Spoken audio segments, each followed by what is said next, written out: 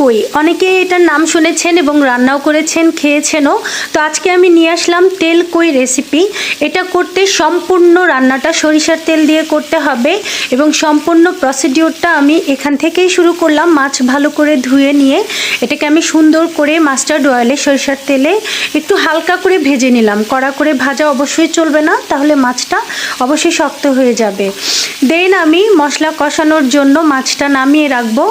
এভাবে তেল সহই এটাকে আমি নামিয়ে রাখবো, তেলটা ঝরাবো না বা মাছটা তুলে ফেলবো না। তেল কইয়ের বিশেষত্ব হচ্ছে সরিষার তেলে মাছটা ভাজার পর ওইভাবেই তেলের অবস্থায় মাছটাকে রেখে দিয়ে পাশের ফ্রাইং প্যানে আমরা পেঁয়াজ, রসুন কুচি এবং কাঁচামরিচ ভেঙে ভেঙে দিয়ে দিচ্ছি, একটু লবণ অ্যাড করে দিব সরিষার তেলে।